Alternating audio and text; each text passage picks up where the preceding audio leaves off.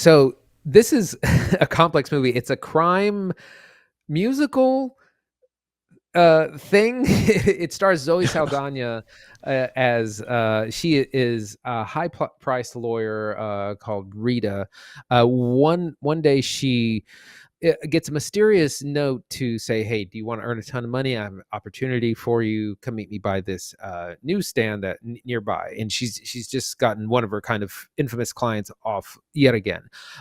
So she goes to this newsstand where she's quickly kidnapped and taken to uh, a cartel leader named Manitas Del Monte, who says, "I want to become a woman. I want to have a sex change operation, and I want you to help me accomplish this. I need someone to, do the research, set up the medical appointments, see, help me get this done." So this is kind of our setup, and that does happen. That is the first act of the movie, which is so interesting. That could be the entire movie. But so that happens, and then Manitas becomes Emilia Perez, played by Karla Sofía Gascón, who is a trans woman, and she basically wants to fake her death and start a new life, not being involved in the drug cartel anymore. But at the same time, she has a wife and kids, and after several years she wants to come back into their lives, and she does. She shows up as like, "Oh, I'm the long lost aunt that your husband knew, and I have all this money that you can come live." So she ends up moving back to Mexico, but of course is very dangerous for her, and she still is essentially living a double life, from her past and her control, and her hiding kind of who she is still. And this is amongst lots of different musical numbers happening throughout in both English and Spanish. The movie's primarily in Spanish, and this is a French production directed by Jacques Audiard, and it's based on a novel by Boris Razon. So a lot going on. It's a complicated thing to talk about. Well, let's get into it. Zach, what do you think? So Emilia Perez on paper does not sound like it would work, right? It is a foreign language thriller musical. It is a genre bender. It's got a cast I don't know a lot about. I know Selena Gomez okay. Like I know she did a bunch of Disney work and is doing Only Murders in the Building on Hulu. I like Zoe Saldana, but she's normally like green or blue in most movies, right? And she's definitely not singing and dancing. I just don't know anything about this going in, but it wins a couple Cannes Awards and you say, "Hey, check it out. It's a good time." Dude, I can't believe I liked Emilia Perez. I like it. I think it's good. I think it's weird for sure, but somehow like it manages to draw you in. And it's a couple things I think that work really well. Number one, the visuals. It is very grounded. I can't believe how dark the blacks are in this movie. The shadows and darkness is so dark, and it creates this brilliant contrast of color and light, and actually really does a good job of setting up this visualizing the duality of the nature of this story, right? Like these two parts of a person, like this monstrous one half and this like kind-hearted, generous Emilia Perez on the other. Like, and the kind of good and evil and the light of darkness of the people of Mexico as they deal with cartel members versus like the innocence of family. Following that, like you've got the music that kind of works. It's not bad music. It's weird. A lot of it's kind of talk singing. And I know it's based on a book, and Jacques Audiard read it and thought, "Hey, I think I could make this a musical also," which is weird. But somehow like those, and then the genuine emotion behind it, like the genuine tears coming out of Karla Sofía Gascón, like the excitement coming from Zoe Saldana, like the rage and the anger coming from Selena Gomez, like somehow it all feels like this mixing pot grab bag of a movie that doesn't feel like it would work on paper, but does, and holds attention and holds space as a unique and interesting story. Like stunningly, Emilia Perez is kind of a banger, and I wish Netflix had marketed it more, and I wish more people heard about it, because I tell people about it and nobody knows what this movie is. So where do you want to start talking about it? Well, why don't we talk about our performances? So Zoe Saldana is largely the lead. She's facilitating all this, and she ends up being Emilia Perez's kind of right hand person. She eventually wants to start like a nonprofit to help with the effects of the drug cartels in Mexico, and Zoe Saldana's Rita is put in a really kind of precarious situation where like she can't really say no anymore. Like even though she fulfilled her part of the contract, she kind of just keeps getting roped back in because she knows like, oh, this is actually a really violent drug cartel person who could have me killed if they wanted, and I probably can never say no to anything they ask. But she's facilitating all this. It's largely in Spanish, but she sings, she dances, she sounds great, she looks great in the musical numbers. Like it's a very demanding thing. Of course, Karla Sofía Gascón has a lot of heavy acting to do. Selena Gomez as well. Lots of Spanish. I didn't realize that Selena Gomez spoke Spanish, or if she doesn't, it's very convincing. She has most of her dialogue is in Spanish as well. So we just have really incredible performances, and like you mentioned, the four kind of main women shared the Best Actress prize at Cannes.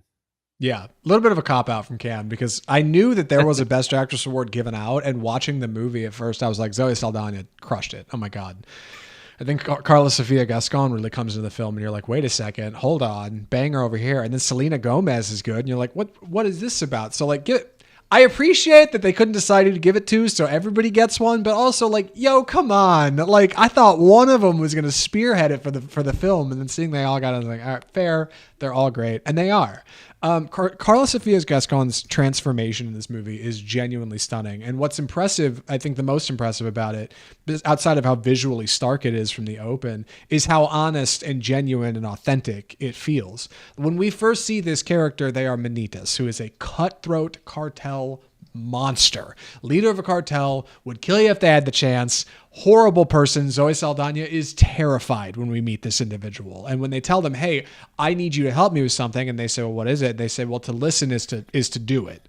If I tell you, you're doing it. There is no negotiating with this.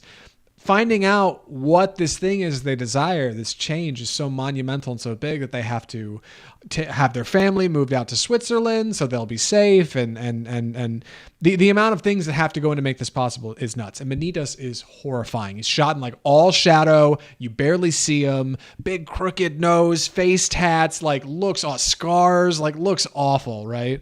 And then you get some like genuine tears and some genuine emotion from this character, and you're like, oh man, this is nuts. And then you get this big leap, 4 years. Actually seeing Emilia Pérez as they intend to be, as the person they want to be, is like wildly powerful. And like watching the movie, you're like, who is this actress? Who is this person? Like, I don't know anything about them. Looking around at IMDb, you find out they have a whole history with their identity.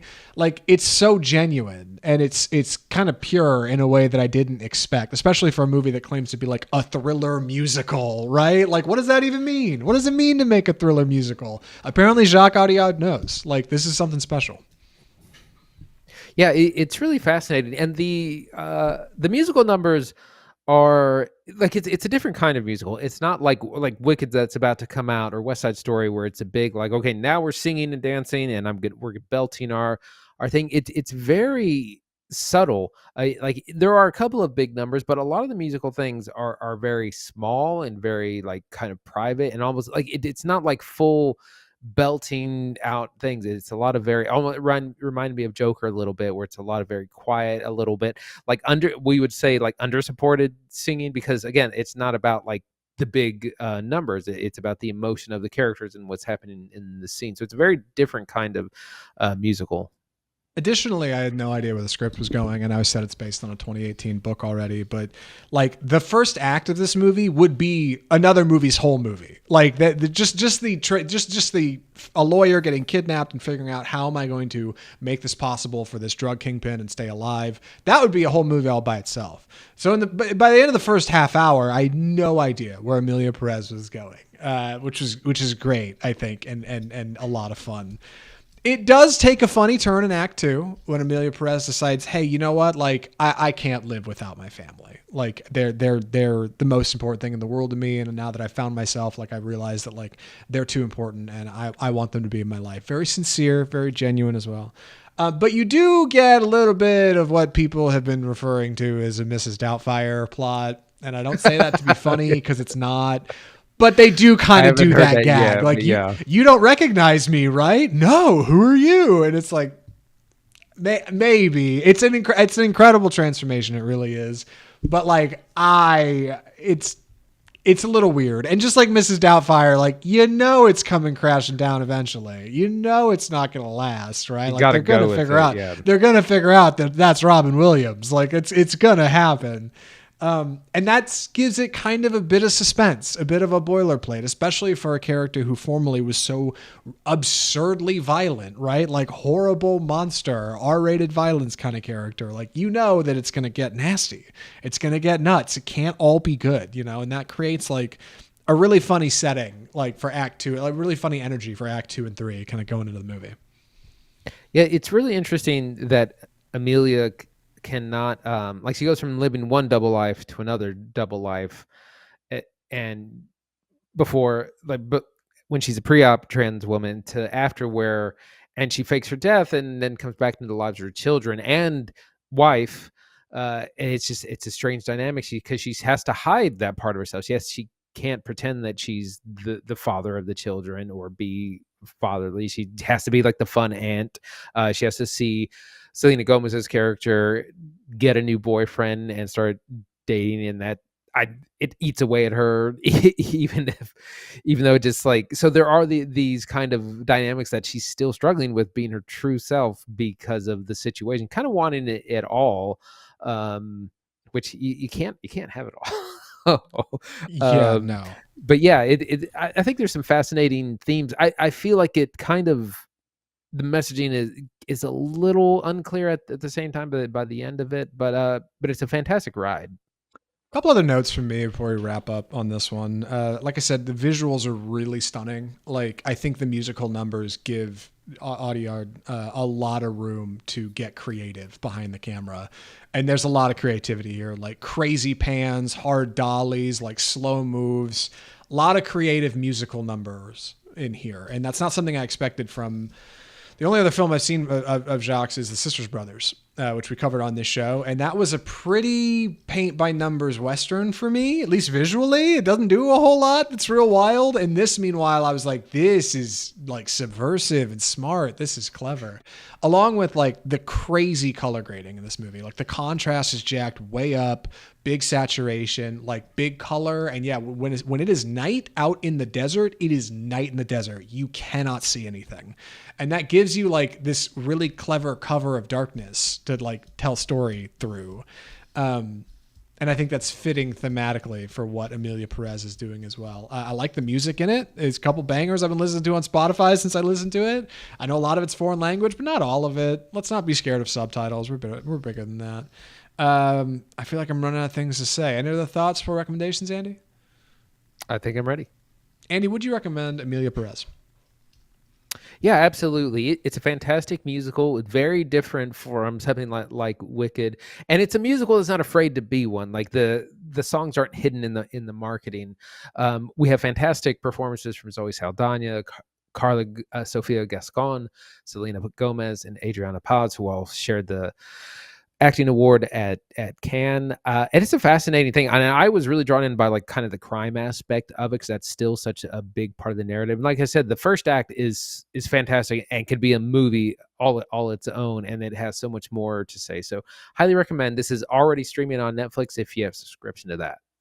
Yeah, I think Emilia Pérez is cool. I don't know who to recommend it to. That's the biggest struggle. Like, it's not for everyone for sure. And it's a little over 2 hours, I think. So like you got to be a little committed to get into it. But like, just as an example, I was watching this the other night and Chris came in the room and she was like, hey, what are you watching? Like, what is it? Zoe Saldana movie? I was like, yeah, it's a thriller musical, foreign language feature. And she was like, what? I was like, yeah, it's about this character transitioning. It's nuts. You got to check it out. She ended up watching like an hour of it with me, like just sitting like, she was like, what is it? Like, it is surprisingly spellbinding. It's surprising how well this movie works. And if anything, I think it's worth checking out just for that, like just to see how effective it is at drawing you in. Like, it's a confident project. It's good, dude. I wish Netflix had done more marketing. I don't know if they just were too busy or maybe they were scared of the themes. Like, I don't know, but like, Emilia Pérez is a banger. You should check it out. It's a good time.